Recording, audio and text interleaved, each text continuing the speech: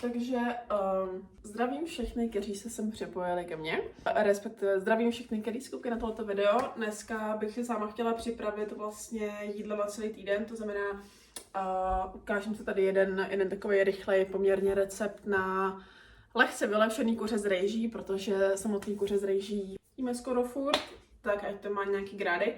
A zkrátka si připravíme jídlo na celý týden, abychom se potom tím nemuseli zabývat během týdne. Takže já neříkám, že tady budu dneska dělat úplně všechno, udělám teda to hlavní jídlo. Mám tady dvě varianty toho hlavního jídla, nevím, který ještě vyberu, na co budu mít chuť. Ale takové ty věci, jako nevím, smutíčka a takhle, tak ty prostě potom dělám během dne, protože pochybuju, že by bylo dobrý smutíčko po 5 dnech. Já to většinou mám tak, že každou neděli si prostě udělám chvíli, jestli to je třeba hodinka, kdy si připravím minimálně aspoň ty hlavní jídla. Od pondělí do pátku, o víkendu se potom stravuju tak nějak, jak přijde vhod. Není to úplně asi nejlepší, protože si o víkendu... No, víkendy jsou prostě takový volnější, takže to ještě musím jako vymyslet. A když mám čas, chuť, náladu, tak si připravím třeba i snídaní na další den. Většinou teda na třeba 2 dny dopředu, protože jsem ten typ člověka, který prostě nejsem úplně ptáče a kolikrát ráno fakt nestíhám, takže třeba ani nesnídám, ale dneska mám takovou náladu, že to teda jako připravím. Takže co se toho hlavního jídla týče, mám tady připravený úplně všechny suroviny, s tím, že jich naštěstí moc není, takže jenom maso, rejže, to je klasika, pak nějaký olej, jestli používáte, ne takhle ten v celku, ale nějaký jen stříkací, tak prosím. Med, sojovka, paprika. Kdo chce, tak může ještě jako tam hodit nějakou zeleninu nebo takhle. Já tam jako když už, tak tam dám ještě papriku červenou a kousek cibulky, ale dneska se mi úplně nechce. Takže to uděláme jenom takhle. No, já si jako první nakrájím maso a dám si sem rozehřát ten olej. S tím, že nejsem v dietě, takže... S tím, že mám tady tak jako maso 5 dní, já ani nevím, to může být tohle, co to mám tady 800 gramů, tohle může být tak 400. Já si teda kalorie teďka nepočítám. Díky tomu, že já už jsem si ty kalorie dřív počítala, tak vím zhruba, co kolik má, respektive znám svůj příjem. Takže maso máme nakrájen, o tom hodíme jenom orestovat a mezi tím si dáme opláchnout rejži, kterou tam potom hodíme vlastně vedle do vody.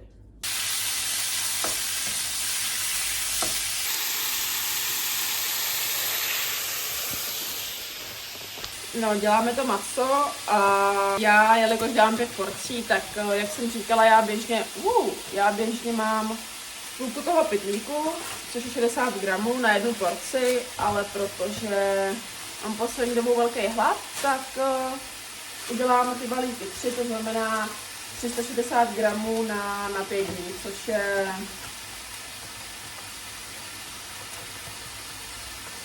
Teď nevím, prostě...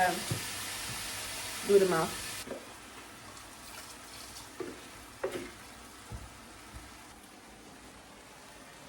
No, dělá se nám tam maso a rýže, což je základ každého kvalitního jídla. Ten týden byl pro mě velmi náročný, psychicky, protože jsem od neděle byla extrémně nemocná, jakože extrémně, a myslím si, že většina z těch jako lidí, co taky chodí do fitka pravidelně, je to taková jejich jakoby terapie, nebo prostě je terapie. Je to něco, na co se extrémně těší, je to prostě hobby. Tak mě pochopí, protože jsem byla nemocná dobrých 5 dní. A teďka je víkend, nebo víkend je neděle. Přemýšlela jsem, že bych šla do fitka dneska, jenomže to by se se rozhodil celý příští týden v rámci fitka, takže to asi nechám jakoby na zítra. Uvidím ještě, jestli to nechám na zítra. A už asi měsíc mám nový tréninkový plán a chodím 5krát týdně s tím, že... Ale já prostě mám problém s tím, že já vím, že by pro mě bylo nejlepší, bych chodila pondělí, úterý, čtvrtek, pátek, sobota. Jenže já jsem o víkendu strašně líná někam chodit, takže ještě uvidím. Ale kdyby tady byl třeba někdo, kdo by chtěl ukázat můj tréninkový plán, já nevím proč, ale prostě mám takovou tendenci se o to podělit, protože si myslím, že je docela dobrý. Mám to teďka rozdělený teda na těch 5 dní v týdnu, kde je to pořád rádoby jakoby push-pull legs, ale ty nohy jsou rozdělený že do víc partí, protože to já jsem si jistá, že bych asi úplně neuregenerovala nohy jako celý 3krát týdně. Jediný teda co, tak se zaměřuju v těch leg day tréninkách víc na zadek, protože to je moje slavina. A pak se taky teda soustředím na jídlo. Samozřejmě. Furt se mi dělá maso. No. Doufám, že jste měli zatím krásný víkend. Já jsem ho měla úplně žůžovej, protože jsem zkoukla celou triologii Bridget Jones nový, což bylo moc fajn. Takže tak, už se těšíme další týden, až půjdu do fitka zase. No a navíc už jsem neměla v sobě agres celý týden, takže bude kopat. A to se těším. Každopádně, ale jak jsem říkala, kdyby tady byl někdo, kdo by měl zájem o to, abych udělala to video na ty tréninkový plán, tak mi to prosím napište, protože já ho stejně asi udělám, nebo stejně to asi tady budu sdílet, ale stejně bych měla ráda nějakou zpětnou vazbu. Takže děkuji.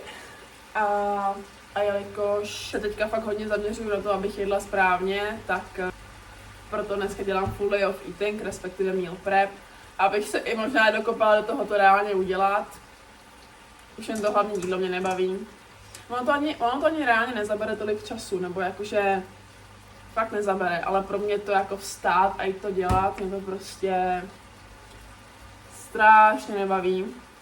Proto se dělám i meal prep na 5 dní, protože prostě to je jako dělat se s tím každý den.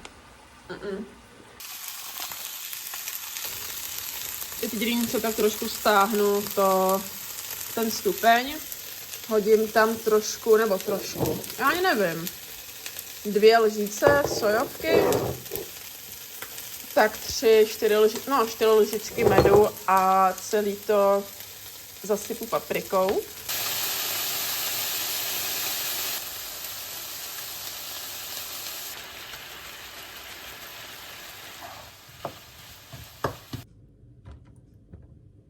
No, teď tam zase tu rýži hodíme tak nějak jako od oka. Tak.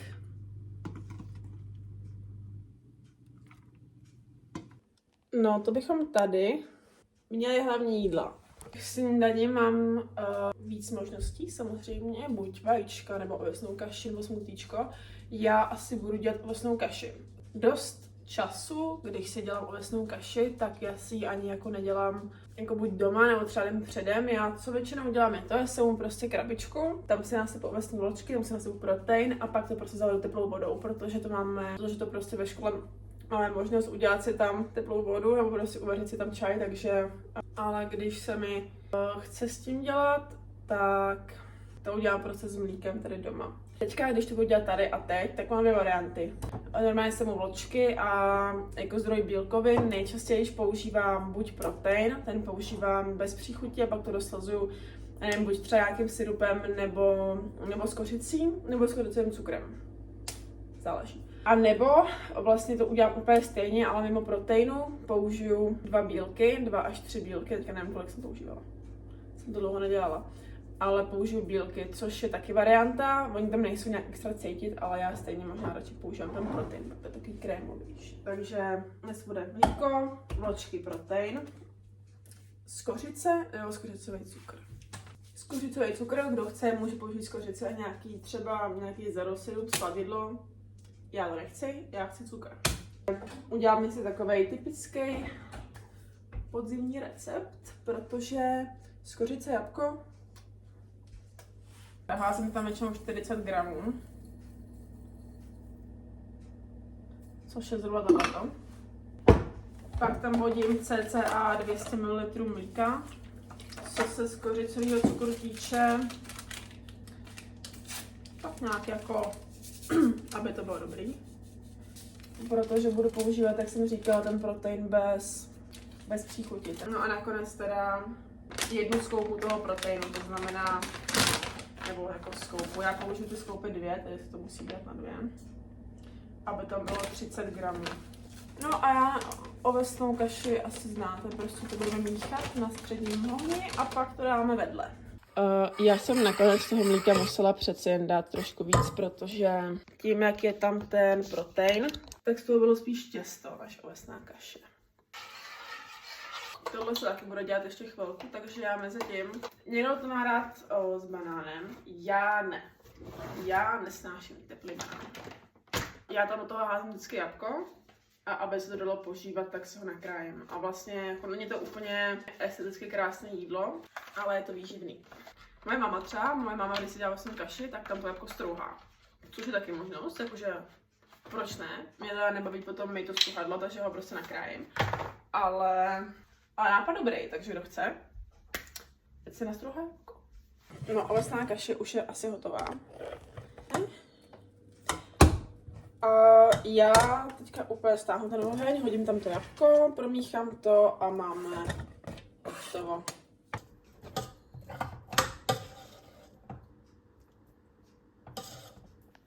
No, přihřejeme, necháme vychladnout se zbytkem, hodíme to potom do lednice a bude hotovo. S tím, že já jsem dneska trošku líná si to všechno připravovat, takže já jsem si tu ovesnou kaši udělala jenom jednu, abych jako ukázala, že umím. Ale zbytek potom si zase udělám jenom tu směs, že prostě hodím tam ten protein s těma vločkama, který musím koupit dneska. Pak to budu prostě zalévat ve škole tím, no, vodou, protože za první to bude čerstvý a za druhý se mi nechce s tím prostě dělat. Takže jsou teda ty snídaně tam hotový, oběd mám taky hotový, potom většinou jako dopoledne, když mám hlad, tak buď si dám právě ten cottage, ten si dám jako nejčastěji, nebo ty proteinové tyčinky, to záleží, protože pokud mám jako dlouhou tu pauzu mezi snídaní a obědem, nebo mezi obědem a večeří, tak si dám většinou to smutíčko, protože to má víc kalorií než jenom ten cottage, nebo než jen ta tyčinka a má to i víc bílkovin, takže to jako prostě záleží. Ale takže buď dám to smutíčko, nebo si dám cottage, nebo si dám tu tyčinku. Já to mám hodně jako jednoduchý, já se s tím úplně moc jako nedělám, většinou jim furt to stejný, takže ta kreativita trošku jako jde stranou, ale ve finále je tam prostě to, co potřebuju. Já jsem si sem ještě přinesla svůj balíček tyčinek, který bych vám chtěla ukázat, protože vám to nemusíte úplně nuda. Jo, hele, já vím, kuře z rejží si můžete udělat s čímkoliv. Já třeba, když se mi nechce, tak buď prostě udělám kuře z rejží, taky v pohodě, nebo to udělám s tím medem, nebo to udělám prostě se smetanou a na curry. To jsem mohla udělat, to je jedno. Nebo tady prostě to potom zaleju tímhle s tím. Tak, taká masala, což mám z Teska. A mám prostě fakt dobrý jídlo za minimální snahu. Tak. No a s těma tyčinkama, tak ty, o kterých jsem vyprávěla, tak jsou to tyhle. Já nevím, co jsou vidět. Jo, už jsou vidět. Tyhle. Nejvíc mi chutná skořicová rolka, to je i takový správně podzimní. Pak mám tady zrovna v ruce bílou čokoládu Vyšeň, ale víc mi chutná tahle, to je bílá čokoláda, mandle a cashew. Takže buď mám tyhle, který mají 60 gramů a na to mají 20 gramů bílkovin, plus i dost vlákniny, 11 gramů na tyčinku. Myslím, že jako dobrý. A složení, hele, asi jako nejlepší, který jsem reálně u tyčinek viděla. A neříkám to jenom, protože tam dělám, prostě to tak je. No, takže buď to, nebo jsem si oblíbila tyhle. To jsou vlastně Barebelsky, jsou to ty soft, oni jsou jako novější. A v obě jsou reálně moc dobrý, jakože tyhle všechny, které jsem tady ukazovala zatím, tak jsou takový, že nejsou to takový typicky suchý proteinový tyčinky, který většinou, jako když pro nějakou proteinovou tyčinku jdete, tak nechcete, protože jsou prostě suchý a hnusný, takže tomuhle se jako to. Pak mám tady ještě dvě, ty, které zkouším. Grenadky, který by the way máme na e-shopu nově tu bílou čokoládu, teda to bílý Oreo. Já jsem zkoušela zatím jenom tohle, to klasický Oreo a je to dobrý, ale na mě je to moc sladký. Já na to nejsem úplně zvyklá, já mám radši takový ty jako přírodní příchutě, nebo prostě ne úplně násilný, já úplně nemusím tenhle si brutál sladký, když chci něco brutál sladkýho, tak si koupím KitKat. Ale jako kdo prostě chce zdravější variantu něčeho jako sladkýho, tak Doporučuju. No a to jsou moje snacks. A pak teda ještě, abychom se dostali i k večeřím, tak tam většinou co udělá máma, protože ano, furt jdu s našima. Prostě nájem je drahej a hypotéka. God. Tak a jsem student, takže prostě mě nesmíte. Nebo si třeba udělám vajíčka. Teďka tím, že jsem si koupila slaninu, tak si ty vajíčka určitě udělám, protože mě vajíčka běžně jako úplně moc nechutnají, prostě s ním to, ale takže si asi udělám vajíčka s slaninou a musím tomu koupit nějaký dobrý pečivo. A nebo si hodně ráda dělám tortily. Neděláme často, ale děláme ráda. Takže si možná udělám nějakou tortilu. A to je za mě úplně všechno. To bylo celé video. Já doufám, že jste si ho užili. Že to nebude moc dlouhý, i když ono možná asi bude, já nevím. A samozřejmě like, odběr, komentář. Za komentáře budu moc ráda, protože jich moc nemám. Ještě mě můžete sledovat na TikToku a Instagramu, kde se snažím být aktivní, moc mi to nejde, ale snažím se, takže this is Alice. To bylo teda všechno a já se loučím.